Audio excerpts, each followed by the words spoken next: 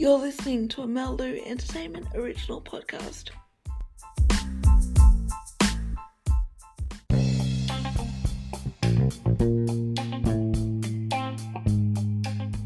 On this week's show, I have the absolute pleasure of chatting to Oliver Morton-Evans. They are studying to be a sex coach, and they also have cerebral palsy, just like me. And they've also dabbled in movies and a whole lot more. So why not join us right now? Hey Oliver, welcome to the show. Such a pleasure to have you. This is going to be a really interesting show, I think, because you quite discreetly and suavely slipped into my DMs and left me very intrigued. So I'm really looking forward to this conversation. How are you? I'm doing really well, thank you, Melina. It was really good to connect, and I'm really happy to be on your show. Could you tell me a little bit more about yourself? So first of all, I have cerebral palsy. So I was born 2 months premature, and I actually died twice when I was born.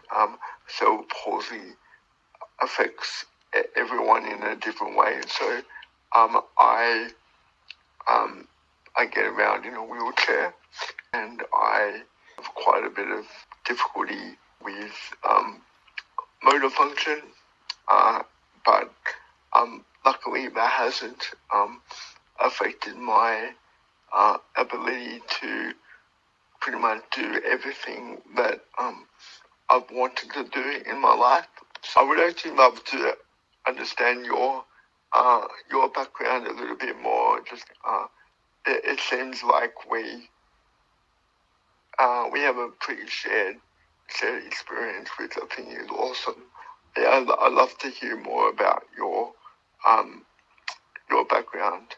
I started off in media, so many years ago now. I started off in radio, and then I developed into multimedia, so web design. Wasn't very good at that though, because I didn't have the motor skills and the dexterity to be able to complete the diploma in web design that I was trying to finish.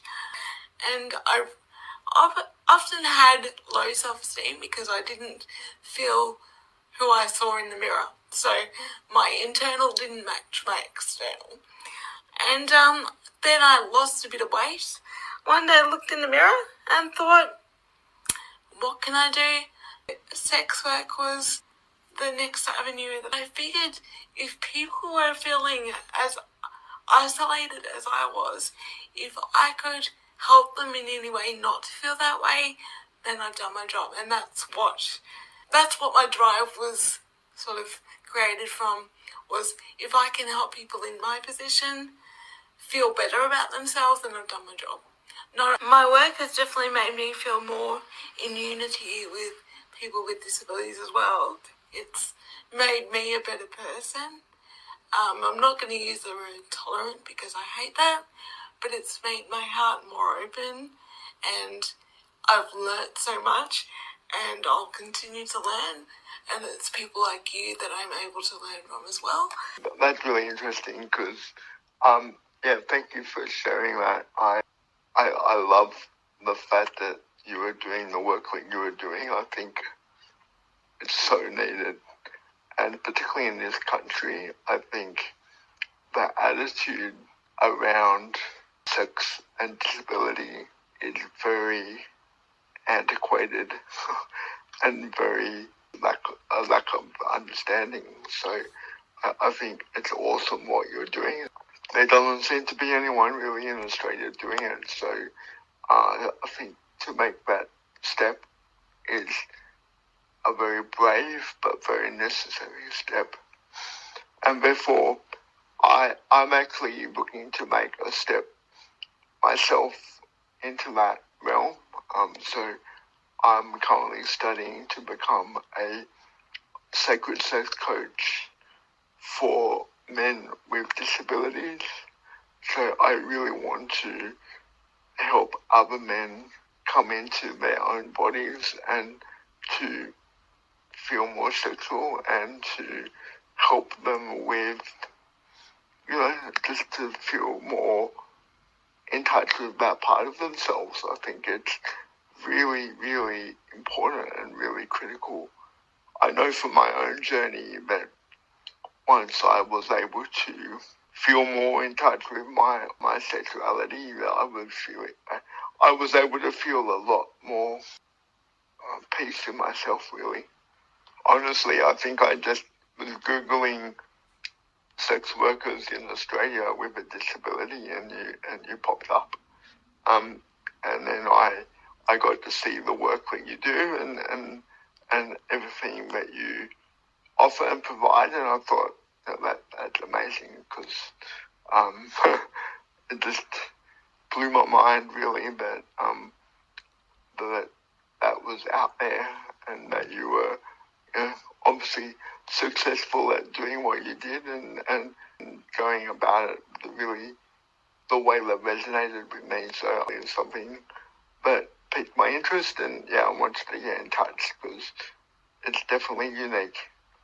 That sounds absolutely amazing. What I found is men find it really hard to talk about what they're struggling with, especially when it comes to sexuality and desires. Having you in that space, helping to break that barrier, is really, really good. I'm curious to know that if you feel that in the work that you do, that your disability is fetishized, and how you deal with that. And I love that question. I am so fucking passionate about this question. By the way, if you want to swear at any time on this podcast, please do. So when I first started in the industry, I made sure people saw me for me. So I didn't make the disability or the wheelchair a feature of my work, and sadly I got a lot of offers which I then couldn't take, because I'd get an offer, say from overseas, which was like my heart, and and then I'd have to say, yep, well, if the premises is accessible, then I can go right ahead, let's start, give me a date, and they'd be like, you're not the person we're looking for, and then I'd be shut down. So that was a struggle. So after that happened a couple of times, I was like, well, I've got to change gears here. So then one day I spoke to a colleague of mine who said, you've really got to be open about your disability, and the people who are going to care are going to be worth it, and they're not the ones that are going to be giving you the profits, and the people that care are going to be giving you the profits. So so now I'm just being me, and the wheelchair comes as a package. In regards to fetishization, I've got an opinion of this. It depends what the fetish is. It does anger me a little bit, but it's like I said, it's kind of depends what the fetish is. If it's more seeing people struggle getting out of bed, this is a whole category of struggle porn. I don't agree with it, and I mentioned this in another episode. I don't agree with it, won't do it. But if people want to worship someone with a disability or in a wheelchair as a fetish, as a harmless fetish, then that's so fine. There's also fetishes out there that are a more dominant fetish, so a role play of a carer and someone with a disability. That I'm not for that. Some people might be into it, but it doesn't align with my values and my industry values at that. So that I will not do. Whatever makes you feel comfortable. If you want to create that content, then go do it, because it's going to, make someone happy. But I do have, for myself, I do have hard limits on that. In your journey becoming a sex coach, actually, have you ever considered creating content, and would you be comfortable with that? So it's really funny you should ask me that, because maybe I haven't told you this, but I do have content out there which is for sale. A couple of years ago, I decided to basically just be a participant in a erotica film festival. It was all online, and I could watch all the films. And watching all of the films, I got to see that there really wasn't any representation of disability at all. My entrepreneurial brain got fired up.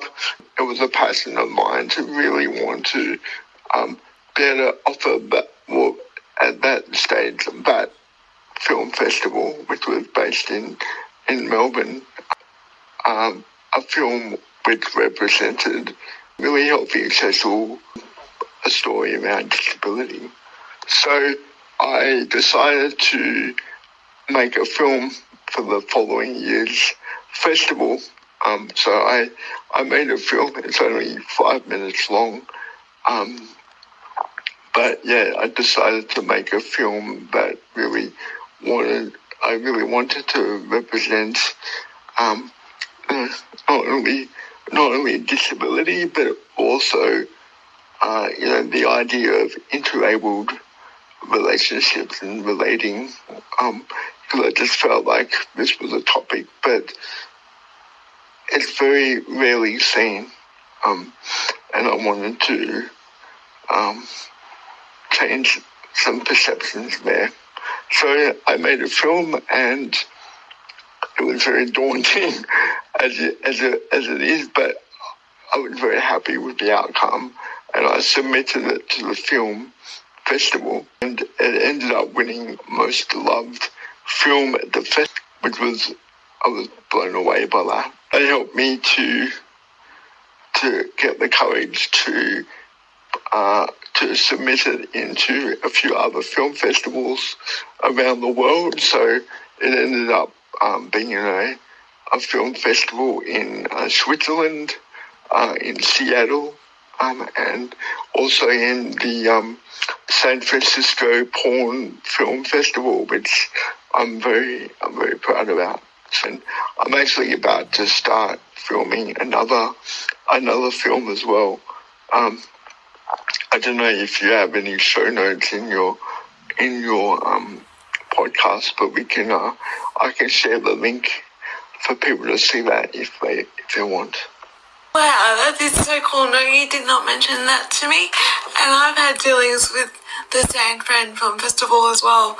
And they are just an amazing bunch of people. We do have show notes, so I would love for you to share that with our audience and also with me. And the fact that you won for that category it shows how the world is changing. And I know when I first won, I think it was Seattle, which you mentioned as well, back in 2017. I was stoked. I thought, people are going to think, oh yeah, that's that, whatever, we don't have to deal with that, but we won. And so, yeah, it just shows you how much the world is developing, which is really, really good. And I'm sure becoming a sex code will be so gratifying for them, but more importantly for you, and it allows them to have more autonomy, and the fact that you're able to help provide that service is just amazing. So yeah, it's interesting. I really do see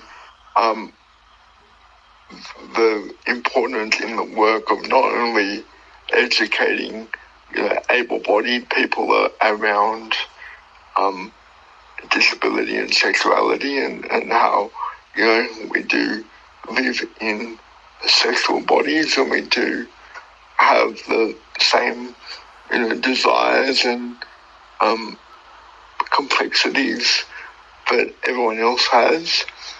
But I also see a real need for helping people with disabilities overcome, I guess, internalized ableism around their sexuality, and really become more instilling and like an erotic confidence in people with disability. I think it's really important to just highlight how important sexuality is in the human experience. We just think of sex as something that we do for fun, but it's so much more than that, and it's really linked to really every aspect of life. So I think in order to feel more confident in the world in general, I think it's really important to have a good relationship with your sexuality. So that's where I'm coming from, and I really want to help not only educate the masses, but also to lift up the disabled community who may struggle with that. Like to be honest, like I did, and it was a journey for me, and I know how liberating it has been to come through that journey. So obviously it's really important for me to help other people with the same issues, to lift them up as well. It is a whole stigmatic conversation that needs to be broken down, and hopefully the work that you do will help just crack the ice on that one. But that conversation and those feelings are okay, and they should not be frowned upon. If you are able to cognitively make those decisions, then you should. I think we're often seen as our disability rather than an actual human being. So why would a person, for instance, in a wheelchair even consider a sexual relationship with somebody? Because to the naked eye, that doesn't look like it's possible. So then that stigma is created. It's just, it's a lot. For people need to be educated more and open to more ideas. This has been a really thought-provoking chat, and I've really enjoyed it. And I think after you've done this other film as well, I think I might just have to have you back on the show for an update on that film, if you don't mind. Well, thanks for having me, Milena. It's been an awesome conversation. I've really, really enjoyed getting to know you a bit more, and it's fantastic what you're doing with the podcast. I think this conversation definitely needs to be had more in Australia, and it's great that you put your hand up to do this, and I would be more than happy to come back on a further podcast episode to talk more. I think we could probably talk for hours. I'll see you soon.